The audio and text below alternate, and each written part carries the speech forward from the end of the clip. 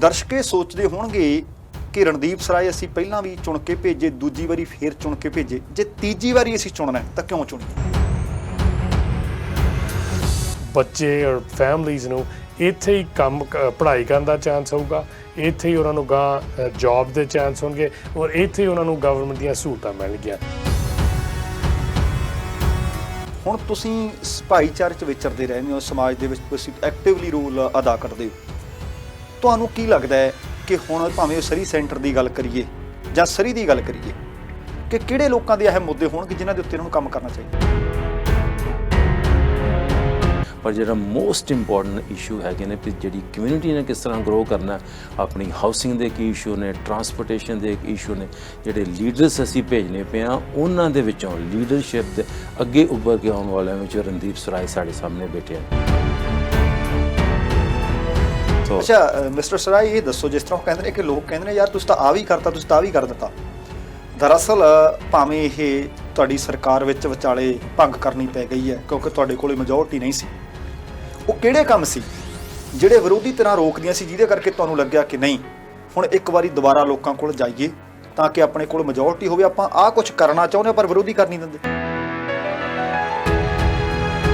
ਸਭ ਤੋਂ ਵੱਡਾ ਦੇਖੋ ਕੌਨਫੀਡੈਂਸ ਲੈਵਲ ਦੇਖ ਲਓ, ਆਪਾਂ ਸੜਕਾਂ ਦੇ ਵਿੱਚ ਘੁੰਮਦੇ ਆ, ਕੋਈ ਤੁਹਾਨੂੰ ਬੈਂਕਰਪਸੀ ਜਾਂ ਸਟੋਰ ਕਲੋਜ਼ਰਸ ਨਹੀਂ ਦੱਸਦੇ, ਤੁਹਾਨੂੰ ਆਪੋਜ਼ਿਟ ਦੱਸਦਾ ਹੈਲਪ ਵਾਂਟਡ, ਹਰ ਥਾਂ ਤੇ ਕੰਮ ਵਾਲੇ ਦੀ ਲੋੜ ਆ।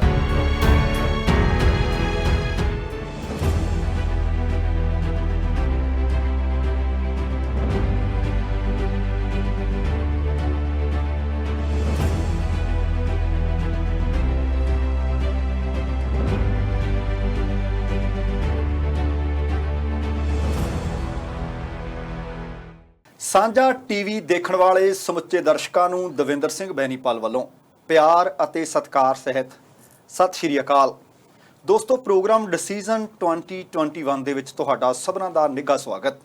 ਸਾਡੀ ਕੋਸ਼ਿਸ਼ ਹੈ ਕਿ ਜਿਹੜੀਆਂ ਚੋਣਾਂ ਕੈਨੇਡਾ ਦੇ ਵਿੱਚ ਹੋ ਰਹੀਆਂ ਨੇ, ਫੈਡਰਲ ਸਰਕਾਰ ਤੁਸੀਂ ਚੁਣਨੀ ਹੈ, ਤੁਸੀਂ ਆਪਣਾ ਉਮੀਦਵਾਰ ਆਟਵਾ ਦੇ ਵਿੱਚ ਭੇਜਣਾ ਹੈ, ਕਿਹੜੀ ਪਾਰਟੀ ਦਾ ਭੇਜਣਾ ਹੈ, ਕਿਹੜਾ ਨੁਮਾਇੰਦਾ ਭੇਜਣਾ ਹੈ, ਕਿਹੜੀ ਤੁਹਾਨੂੰ ਚੰਗੀ ਆਵਾਜ਼ ਲੱਗਦੀ ਹੈ, ਅਲਟੀਮੇਟਲੀ ਫੈਸਲਾ ਇਹ ਤੁਹਾਡਾ ਹੈ। ਪਰ ਸਾਡੀ ਕੋਸ਼ਿਸ਼ ਹੈ ਕਿ ਹਰ ਪਾਰਟੀ ਦਾ ਪਲੇਟਫਾਰਮ ਤੁਹਾਡੇ ਸਾਹਮਣੇ ਰੱਖੀਏ। ਕੁਝ ਤੁਹਾਡੇ ਸਵਾਲ ਸਾਡੇ ਤੱਕ ਪੁੱਜਦੇ ਆ, ਸਾਡੀ ਕੋਸ਼ਿਸ਼ ਰਹਿੰਦੀ ਹੈ ਕਿ ਉਹਨਾਂ ਉਮੀਦਵਾਰਾਂ ਤੋਂ ਪੁੱਛੇ ਜਾਣ ਕਿ ਜੇਕਰ ਪਿਛਲੀ ਵਾਰ ਉਹ ਮੈਂਬਰ ਪਾਰਲੀਮੈਂਟ ਸਨ ਜਾਂ ਉਹ ਤੋਂ ਵੀ ਪਿਛਲੀ ਵਾਰ ਮੈਂਬਰ ਪਾਰਲੀਮੈਂਟ ਸਨ ਤਾਂ ਉਹਨਾਂ ਨੇ ਪਿਛਲੇ ਸਮਿਆਂ ਦੇ ਵਿੱਚ ਕੀ ਕੀਤਾ, ਤੇ ਇਸ ਵਾਰ ਜੇਕਰ ਉਹ ਦੁਬਾਰਾ ਚੋਣ ਲੜ ਰਹੇ ਨੇ ਉਹ ਕੀ ਕਰਨਾ ਚਾਹੁੰਦੇ ਆ। ਇਸ ਤਰ੍ਹਾਂ ਹੀ ਇਹ ਲਗਭਗ ਜਦੋਂ ਇਹ ਚੋਣਾਂ ਹੋ ਨਹੀਂ ਜਾਂਦੀਆਂ ਉਦੋਂ ਤੱਕ ਸਾਡੀ ਇਹ ਕੋਸ਼ਿਸ਼ ਜਾਰੀ ਰਹੇਗੀ।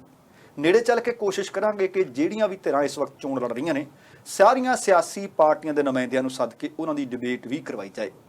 ਤੇ ਅੱਜ ਡਿਸੀਜਨ 2021 ਦੇ ਵਿੱਚ ਸਰੀ ਸੈਂਟਰ ਤੋਂ ਤੁਹਾਡੇ ਮੈਂਬਰ ਪਾਰਲੀਮੈਂਟ 2 ਵਾਰ ਰਹਿ ਚੁੱਕੇ ਹੈ ਰਣਦੀਪ ਸਰਾਏ ਸਾਹਿਬ, ਉਹ ਮਹਿਮਾਨ ਰਹਿਣਗੇ। ਸਿਆਸੀ ਹਲਕਿਆਂ ਦੇ ਵਿੱਚ ਤੇ ਸਮਾਜਿਕ ਹਲਕਿਆਂ ਦੇ ਵਿੱਚ ਸਮਾਜ ਦੇ ਵਿੱਚ ਵਿਚਰਦੇ ਨੇ ਡਾਕਟਰ ਗੁਲਜ਼ਾਰ ਚੀਮਾ, ਉਹ ਅੱਜ ਫਿਰ ਸਾਡੇ ਨਾਲ ਇੱਕ ਵਾਰ ਪ੍ਰੋਗਰਾਮ ਦੇ ਵਿੱਚ ਸ਼ਾਮਲ ਰਹਿਣਗੇ। ਆਓ ਸਭ ਤੋਂ ਪਹਿਲਾਂ ਸਰਾਏ ਸਾਹਿਬ ਤੇ ਚੀਮਾ ਸਾਹਿਬ ਦਾ ਸਵਾਗਤ ਕਰਦੇ ਹਾਂ। ਡਾਕਟਰ ਸਾਹਿਬ ਤੇ ਸਰਾਏ ਸਾਹਿਬ ਜੀ, ਸਤਿ ਸ਼੍ਰੀ ਅਕਾਲ ਜੀ। ਸਤਿ ਸ਼੍ਰੀ ਅਕਾਲ ਜੀ।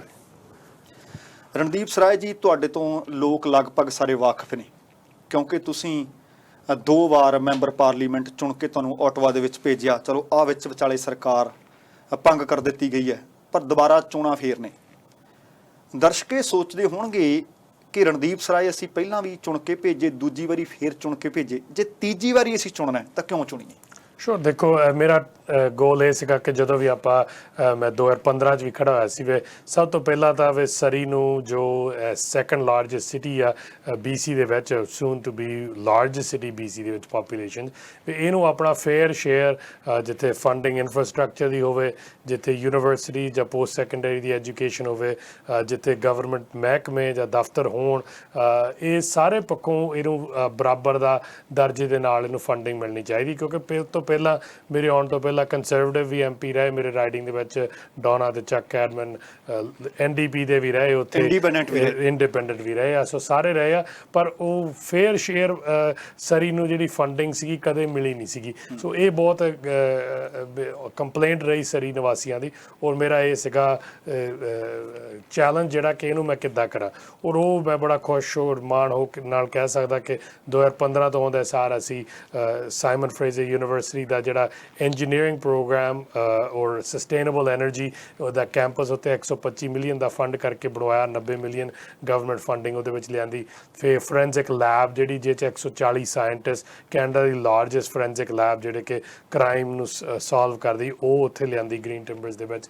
ਉਸ ਤੋਂ ਬਾਅਦ ਅਸੀਂ ਵੈਟਰਨਸ ਅਫੇਅਰ ਸੈਂਟਰ ਆ ਉਹ ਖੋਲ੍ਹਿਆ, ਔਰ ਉਹ ਮੋਸਟ ਰੀਸੈਂਟਲੀ ਜਿਹੜੀ ਆ ਸਕਾਈ ਟ੍ਰੇਨ ਦੀ ਅਨਾਊਂਸਮੈਂਟ ਉਹ ਤੋਂ ਪਹਿਲਾਂ LRT ਦੀ ਕੀਤੀ ਸੀ ਸਰਕਾਰ, ਸਾਡੇ ਸ਼ਹਿਰ ਦੀ ਸਰਕਾਰ ਨੇ ਮੰਗ ਕੀਤੀ ਕਿ ਸਕਾਈ ਟ੍ਰੇਨ ਦੀ ਚਾਹੀਦੀ, ਉਹਨੂੰ ਚੇਂਜ ਕਰਕੇ I think largest ever federal infrastructure dollars lower mainland ਕਦੇ ਵੀ ਆਏ ਹੋਣਗੇ, ਉਹ ਸਰੀ ਨੂੰ $1.2 ਬਿਲੀਅਨ ਆਇਆ 3 ਬਿਲੀਅਨ ਦੀ ਸਕਾਈ ਟ੍ਰੇਨ ਵਾਸਤੇ। ਉਸ ਦੇ ਨਾਲ ਨਾਲ ਸਾਡੇ ਕੋਲ ਕਰੰਟਲੀ ਓਨਲੀ ਇੱਕ ਫੈਡਰਲ ਡਿਪਾਰਟਮੈਂਟ ਹੈਗਾ ਜਿਹੜਾ ਕਿ BC ਦੇ ਵਿੱਚ ਹੈੱਡਕੁਆਟਰਡ ਹੈਗਾ, ਉਹ ਟੂਰਿਜ਼ਮ ਡੈਸਟੀਨੇਸ਼ਨ ਕੈਨੇਡਾ ਉਹਨੂੰ ਕਹਿੰਦੇ।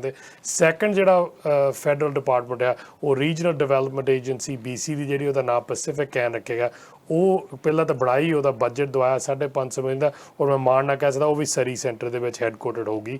ਸੋ ਇਸ ਦੇ ਨਾਲ ਸਾਡੇ ਬੱਚੇ ਔਰ ਫੈਮਲੀਜ਼ ਨੂੰ ਇੱਥੇ ਹੀ ਕੰਮ ਪੜ੍ਹਾਈ ਕਰਨ ਦਾ ਚਾਂਸ ਹੋਊਗਾ, ਇੱਥੇ ਹੀ ਉਹਨਾਂ ਨੂੰ ਗਾਂ ਜੌਬ ਦੇ ਚਾਂਸ ਹੋਣਗੇ, ਔਰ ਇੱਥੇ ਹੀ ਉਹਨਾਂ ਨੂੰ ਗਵਰਨਮੈਂਟ ਦੀਆਂ ਸਹੂਲਤਾਂ ਮਿਲਣਗੀਆਂ। ਸੋ ਇਹ ਸਾਡਾ ਗੋਲ ਸੀ। ਆਉਣ ਵਾਲੇ ਸਮੇਂ ਦੇ ਵਿੱਚ ਅਸੀਂ ਸਰੀ ਨੂੰ ਗਵਰਨਮੈਂਟ ਸਰਵਿਸਿਜ਼ ਹੱਬ, ਤਾਂ ਕਿ ਜਿਹੜੇ ਸਾਡੇ service Canada, passport office, CRA ਤੇ ਹੋਰ ਮਹਿਕਮੇ ਆ, ਇਹ ਰੀਜਨਲ ਡਿਵੈਲਪਮੈਂਟ ਹੱਬ, ਇਹ ਡਾਊਨਟਾਊਨ ਸਰੀ ਦੇ ਵਿੱਚ ਹੀ ਹੋਣਗੇ, ਤਾਂ ਕਿ ਸਕਾਈ ਟ੍ਰੇਨ ਚਾਹੇ ਤੁਸੀਂ ਇੱਕ ਪਾਸੇ ਸਰੀ ਦੇ ਰਹਿੰਦੇ ਜਾਂ ਲੈਂਗਲੀ ਰਹਿੰਦੇ, ਚਾਹੇ ਤੁਸੀਂ ਵੈਨਕੂਵਰ, ਸਰੀ ਸੈਂਟਰ ਹੋਊਗਾ। ਅੱਗੇ ਸਰੀ ਇੱਕ ਐਂਡ ਹੁੰਦਾ ਸੀਗਾ, ਹੁਣ ਸਰੀ ਸੈਂਟਰ ਤੁਹਾਡੀ ਰਾਈਡਿੰਗ ਦਾ ਨਾਂ ਵੀ ਹੋਈ ਹੈ। ਹਾਂਜੀ, ਨਾਂ ਵੀ ਹੋਈ ਆ।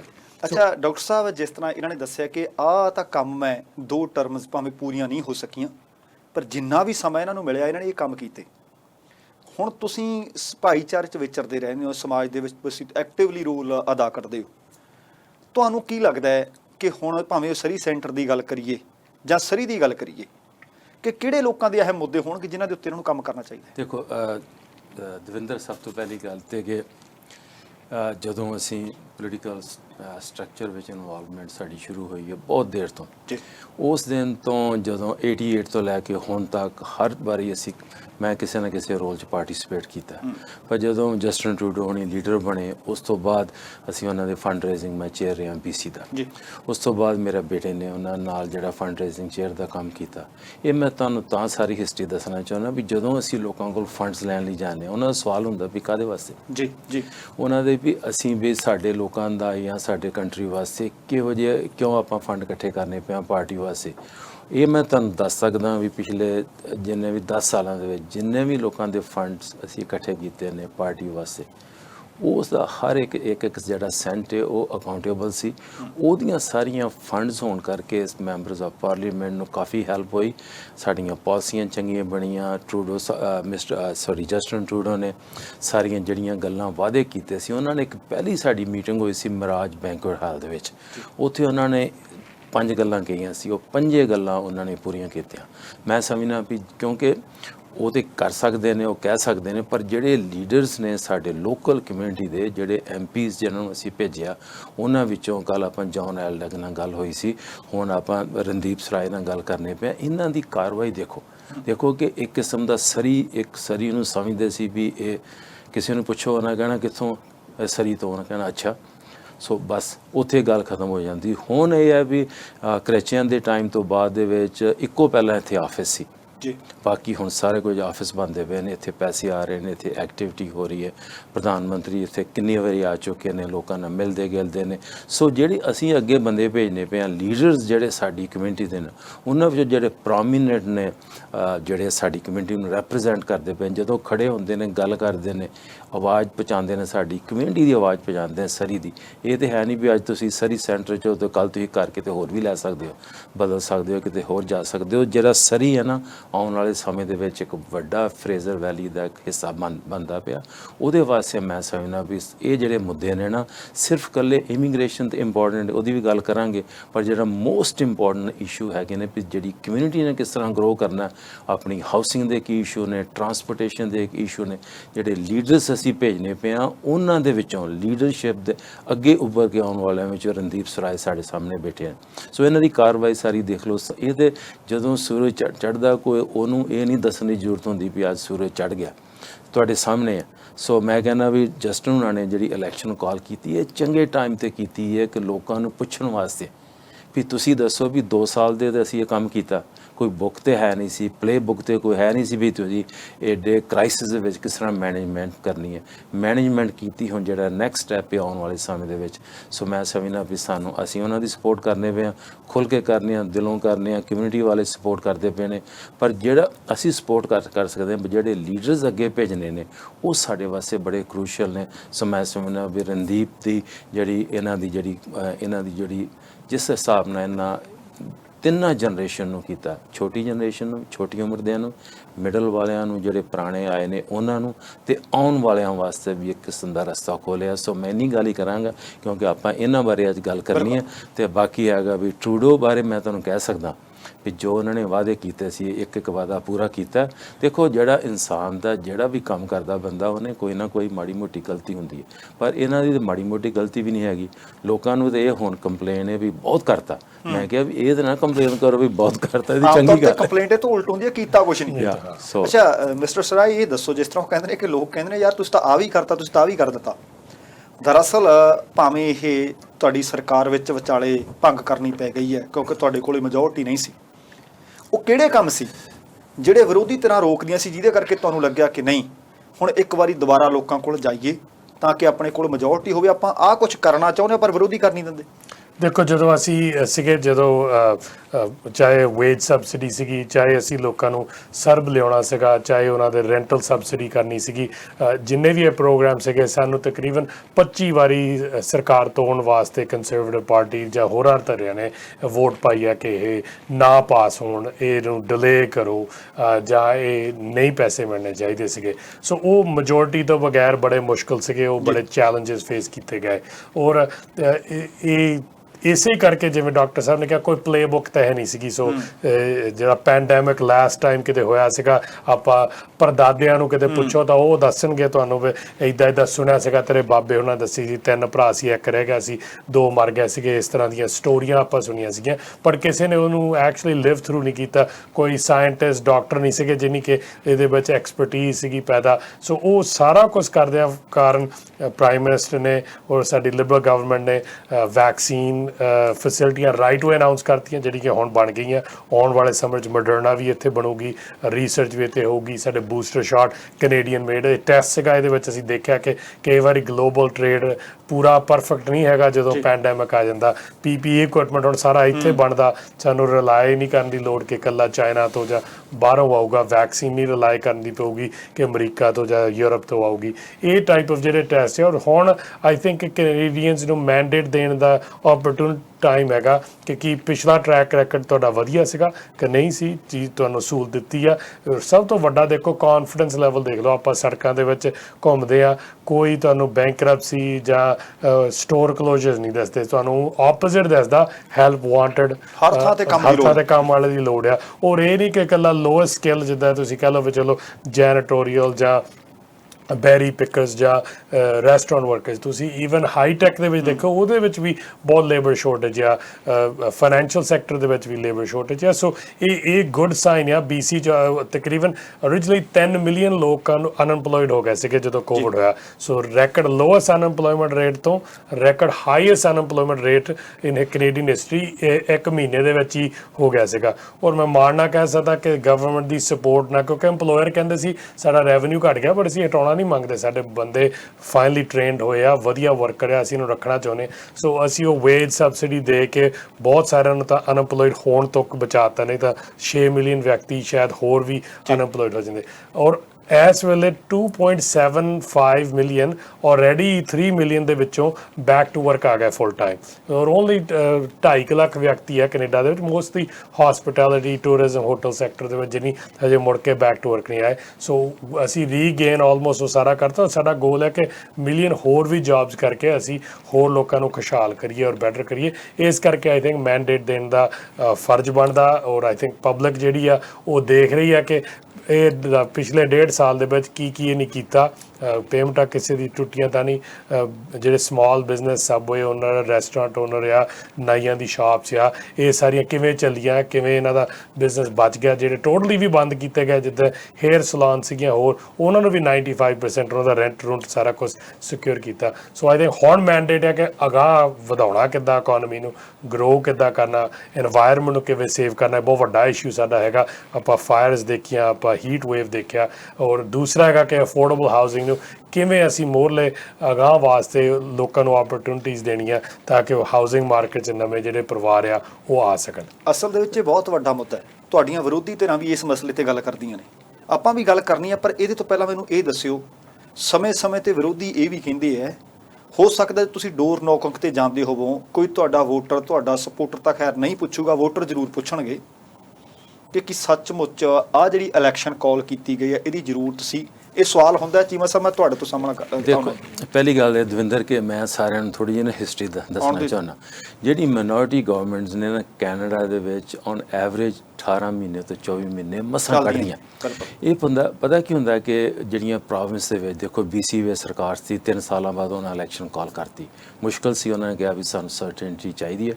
ਅਤੇ ਮੈਂ ਤੁਹਾਡੇ ਸਾਹਮਣੇ ਐਗਜ਼ਾਮਪਲ ਖੜਾ ਵੀ ਆਪਾਂ ਉਸ ਇਲੈਕਸ਼ਨ ਵਿੱਚ ਕਾਮਯਾਬ ਇਸ ਕਰਕੇ ਨਹੀਂ ਹੋਏ ਕਿਉਂਕਿ ਲੋਕੀ ਚਾਹੁੰਦੇ ਸਟੇਬਲ ਗਵਰਨਮੈਂਟ ਜਿਨ੍ਹਾਂ ਨੇ ਕੰਮ ਕੀਤਾ। ਹੁਣ ਜਿਹੜੀ ਲੋਕਾਂ ਨੇ ਦੇਖਿਆ ਕਿ ਬਾਕੀ ਪ੍ਰੋਵਿੰਸਾਂ ਵਿੱਚ ਵੀ ਇਲੈਕਸ਼ਨਸ ਹੋਈਆਂ ਨੇ, ਅਤੇ ਇਹ ਹੁੰਦਾ ਵੀ ਤੁਸੀਂ ਜਦੋਂ ਐਡਾ ਵੱਡਾ ਕ੍ਰਾਈਸਿਸ ਹੈ ਦੁਨੀਆ ਦੇ ਵਿੱਚ, 182 ਮੁਲਕਾਂ ਵਿੱਚ ਕੋਵਿਡ-19 ਫੈਲਿਆ, ਇਹ ਸਾਰੀ ਜਿਹੜੀ ਸਿਚੁਏਸ਼ਨ ਆਊਟ ਆਫ ਕੰਟਰੋਲ ਸੀ, ਇਹਨੂੰ ਕੰਟਰੋਲ ਕੀਤਾ, ਲੋਕਾਂ ਨੂੰ ਮਿਲੇ, ਆਪਾਂ ਨੂੰ ਕੋਵਿਡ-19 ਬਾਰੇ ਗੱਲ ਹੋਈ, ਪ੍ਰੋਡਕਸ਼ਨ ਬਾਰੇ ਗੱਲ ਹੋਈ, ਟਰਾਂਸਪੋਰਟੇਸ਼ਨ ਬਾਰੇ, ਸਾਰੀਆਂ ਗੱਲਾਂ ਕਰਦੇ ਹੋਏ ਜਿਹੜਾ ਇੱਕ ਮਾਹੌਲ ਹੁੰਦਾ ਨਾ ਉਹ ਚਾਹੀਦਾ ਸਟੇਬਿਲਿਟੀ ਦਾ। ਜਿਹੜਾ ਸਟੇਬਿਲਿਟੀ ਦਾ ਮਾਹੌਲ ਹੈ ਉਹ ਆਉਣ ਵਾਲੇ ਸਮੇਂ ਵਾਸਤੇ ਬੜਾ ਇੰਪੋਰਟੈਂਟ ਹੈ। ਜੇ ਸਪੋਜ਼ ਵੀ ਤੁਹਾਡੇ ਘਰ ਦੇ ਵਿੱਚ 24 ਘੰਟੇ ਰਹੇ ਵੀ ਮੈਂ ਚੱਲਿਆ, ਤੁਸੀਂ ਕੰਮ ਕਿੱਦਾਂ ਕਰੋਗੇ? ਤੁਹਾਨੂੰ ਤਾਂ ਇਹ ਡਰ ਹੈ ਵੀ 2 ਪਾਰਟੀਆਂ 3 ਪਾਰਟੀਆਂ ਆਪੋਜੀਸ਼ਨ 'ਚ ਬੈਠੀਆਂ, ਉਹ ਜਿਹਦਾ ਦਾਮ ਬਲਦਾ, ਜਿਹੜਾ ਵੀ ਉਸ ਸਮੇਂ ਦੇ ਵਿੱਚ ਜਿਹੜੀ ਗੱਲ ਉਹਨਾਂ ਨੂੰ ਠੀਕ ਲੱਗਦੀ ਹੈ ਉਹ ਮਨਾਉਣਾ ਚਾਹੁੰਦੇ ਨੇ, ਪਰ ਧਮਕੀ ਦਿੰਦੇ ਨੇ। ਕਦੀ ਵੀ ਕੰਮ ਕੋਈ ਸਰਕਾਰ ਵੀ ਲੰਬੇ ਸਮੇਂ ਵਾਸਤੇ ਧਮਕੀ, ਜੇ ਫॉर ਐਗਜ਼ਾਮਪਲ ਵੀ ਜੇ ਹੁੰਦਾ ਵੀ ਜੇ ਇੱਕ ਨੌਨ ਕੌਨਫੀਡੈਂਸ ਮੋਸ਼ਨ ਹੀ ਹੁੰਦਾ ਇਸ ਟਾਈਮ ਤੇ ਦੀ ਇਲੈਕਸ਼ਨ ਹੁੰਦੀ, ਫਿਰ ਕੀ ਹੋਣਾ? ਇਲੈਕਸ਼ਨ ਤੇ ਹੋਣੀ ਸੀ, ਤੁਸੀਂ ਜਾਂ ਮਹੀਨਾ ਬਾਅਦ 'ਚ ਕਰ ਲਓ ਜਾਂ 2 ਮਹੀਨੇ ਬਾਅਦ 'ਚ ਕਰ ਲਓ, 18 ਤੋਂ 24 ਮਹੀਨੇ ਸਾਰੀ ਕੈਨੇਡਾ ਦੀ ਹਿਸਟਰੀ ਹੈ। ਸੋ ਮੈਂ ਸਮਝਦਾ ਵੀ ਲੋਕੀ ਚਾਹੁੰਦੇ ਨੇ ਸਟੇਬਲ ਗਵਰਨਮੈਂਟ, ਸਟੇਬਲ ਉਹਨਾਂ ਨੇ ਦੇਖਣਾ ਤੁਹਾਡੀ ਕਾਰਵਾਈ ਤੇ ਤੁਹਾਡਾ ਪਿਛਲਾ ਜਿਹੜਾ ਕੰਮ ਕੀਤਾ। ਸੋ ਇਸ ਕਰਕੇ ਇਹ ਮੇਰੇ ਹਿਸਾਬ ਨਾਲ ਜੇ ਤੁਸੀਂ ਲੋਕਾਂ ਨਾਲ ਗੱਲਬਾਤ ਕਰੋ ਤਾਂ ਵੱਡਾ ਇਸ਼ੂ ਨਹੀਂ ਇਹ, ਕਿਉਂਕਿ ਆਪੋਜੀਸ਼ਨ ਚਾਹੁੰਦੀ ਹੈ ਵੀ ਇਸ਼ੂ ਬਣੇ, ਕਿਉਂਕਿ ਐਕਚੁਅਲੀ ਜੇ ਉਹ ਸਰਕਾਰ ਦੇਖਦੇ ਫਿਰ ਉਹਨਾਂ ਨੇ ਕਹਿਣਾ ਸੀ ਵੀ ਕੰਮ ਨਹੀਂ ਕਰਦੇ ਪਏ। ਹੁਣ ਇਹ ਕੰਮ ਕਰਦੇ, ਹਾਂਜੀ ਹੁਣ ਕਹਿ ਰਹੇ ਨੇ ਵੀ ਕੰਮ ਕਰਦੇ ਪਏ ਨੇ, ਤੇ ਇਹ ਕਿਉਂ ਸਰਕਾਰ ਆਈ ਹੈ? ਸੋ ਨੈਚੁਰਲੀ ਇਹ ਤੇ ਲੋਕਾਂ ਨੂੰ ਵਿਚਾਰ ਕਰਨਾ, ਐਵਰੇਜ ਜਿਹੜੇ ਲੋਕ ਨੇ ਸਿਆਣੇ ਨੇ, ਉਹਨਾਂ ਨੇ ਫੈਸਲਾ ਕਰਨਾ ਵੀ ਅਗਲੇ 4 ਸਾਲ ਵਾਸਤੇ ਕਿਹੜੀ ਸਰਕਾਰ ਲਿਆਉਣੀ ਹੈ, ਇਕਨੋਮੀ ਕਿਸ ਤਰ੍ਹਾਂ ਮੂਵ ਕਰਨੀ ਹੈ, ਜੌਬਸ ਕਿੱਦਾਂ ਲਿਆਉਣੇ ਨੇ, ਇਮੀਗ੍ਰੇਸ਼ਨ ਦਾ ਕੀ ਕਰਨਾ, ਬੱਚਿਆਂ ਬਾਰੇ ਕੀ ਕਰਨਾ, ਕ੍ਰਾਈਮ ਦੇ ਇਸ਼ੂ ਨੇ, ਵਾਤਾਵਰਨ ਦੇ ਇਸ਼ੂ ਨੇ, ਇਹ ਸਾਰੀਆਂ ਗੱਲਾਂ ਸਟੇਬਲ ਗਵਰਨਮੈਂਟ ਚਾਹੀਦੀ ਹੈ, ਸਟਰੋਂਗ ਗਵਰਨਮੈਂਟ। ਤੇ ਉਹਨਾਂ ਨੇ ਮੈਂਡੇਟ ਮੰਗਿਆ, ਬੇਸਿਕਲੀ ਕਹਿ ਰਹੇ ਨੇ ਵੀ ਜੇ ਤੁਸੀਂ ਮੇਰੇ ਕੰਮ ਨੂੰ ਲਾਈਕ ਕਰਦੇ ਹੋ ਸਾਡੀ ਪਾਰਟੀ ਨੂੰ ਦੱਸੋ, ਜਿੱਥੇ ਕੋਈ ਘਾਟ ਹੈ ਉਹ ਵੀ ਦੱਸੋ, ਆਪਾਂ ਉਹਨੂੰ ਇੰਪਰੂਵ ਕਰਾਂਗੇ।